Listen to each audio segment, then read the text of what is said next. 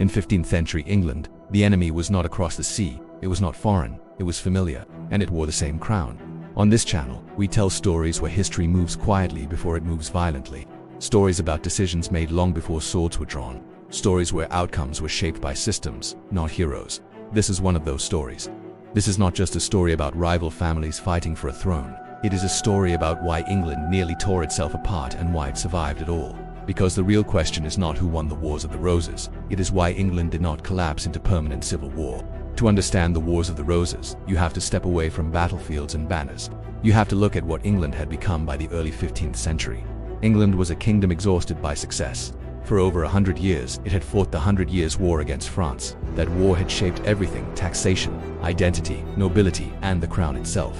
It produced victories that felt glorious and costs that felt invisible. By 1450, England was not poor, but it was fragile. The monarchy depended on personal authority more than institutional strength. There was no standing army loyal to the state, no professional bureaucracy independent of noble families.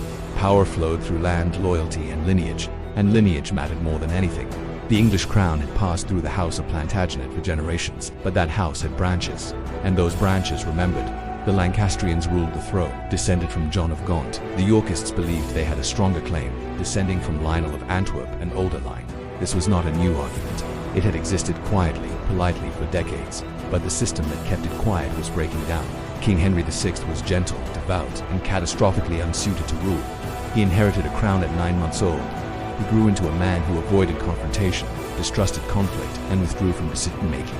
At moments of crisis, he simply stopped functioning. England could tolerate many things, but it could not tolerate a king who could not act, because when the king hesitated, others moved. Nobles were not merely aristocrats, they were regional powers. They raised private armies, they dispensed justice, they controlled loyalty. As royal authority weakened, noble rivalries intensified. Feuds became political, politics became militarized. And once violence becomes a tool of negotiation, it is rarely put away. By the early 1450s, England was already sliding. Lawlessness rose. Royal justice collapsed in the countryside. Magnates settled disputes with force. This was not chaos yet, but it was pressure, and pressure always finds a crack. The moment came quietly. In 1453, Henry VI suffered a complete mental collapse. For over a year he could not speak, could not recognize his own son, could not rule. England had no clear mechanism for this situation. There was no constitutional process for incapacity, so Parliament did the only thing it could. It turned to Richard, Duke of York. York was cautious, experienced, and dangerously legitimate. He was named Protector of the Realm. This was supposed to be temporary, administrative, practical, but it changed everything, because power once exercised is remembered. When Henry recovered, York was dismissed. The Queen, Margaret of Anjou, moved swiftly to secure her son's inheritance. She sidelined York. She built alliances. What followed was not an explosion, it was a slow tightening. York felt threatened. Lancastrian loyalists felt encircled. Neither side trusted the other. Then came St. Albans 1455. It was short, confused, and decisive. The first blood was spilled not by armies but by entourages. Nobles died. The king was wounded, and something irreversible happened. Political rivalry crossed into open violence, not accidentally, not emotionally, because once blood is shed, compromise becomes betrayal. What followed was not constant war, it was something more dangerous. It was intermittent conflict. Years would pass without battle, then violence would return, sudden, brutal, decisive. This made the wars harder to end, because neither side was ever fully defeated, and neither side could fully trust peace. The Yorkists gained ground, then lost it, then gained it again. Richard of York was killed at Wakefield.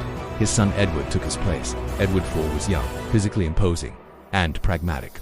He did not win by passion, he won by calculation. He secured London, controlled trade routes, maintained noble loyalty with rewards, not rhetoric. At Toten in 1461, England saw one of its bloodiest battles, not because of strategy, but because neither side could afford to retreat. Snow fell, men fought blinded, no mercy was given.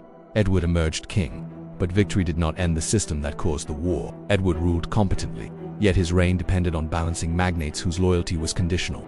The most powerful among them was Richard Neville, Earl of Warwick, later called the Kingmaker. Warwick did not crave chaos, he craved control. When Edward married without political consultation, Warwick felt displaced. When Edward sidelined him, Warwick rebelled. The war resumed not between houses but within alliances. This was not ideology, it was governance failure. Edward was briefly overthrown. Henry VI restored, then Edward returned. Again, violence did not solve the problem. It reset it.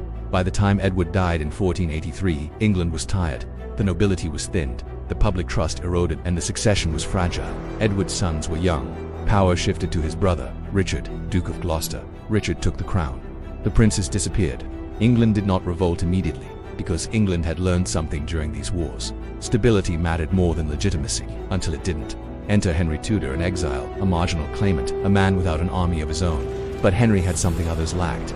Distance. He had watched England burn from afar. He had learned patience. When he landed in 1485, he did not promise glory. He promised order. At Bosworth Field, Richard III fought boldly.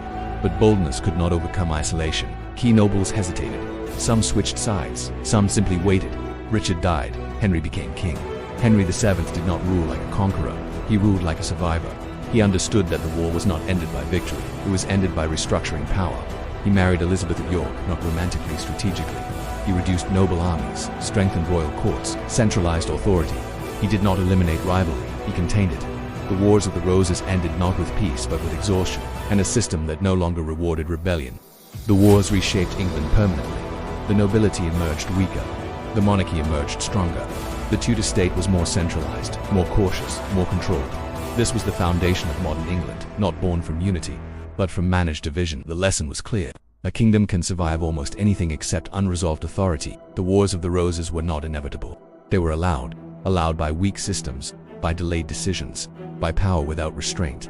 And when they ended, England remembered. This is a very extensive topic, and it is difficult to cover everything in just one video.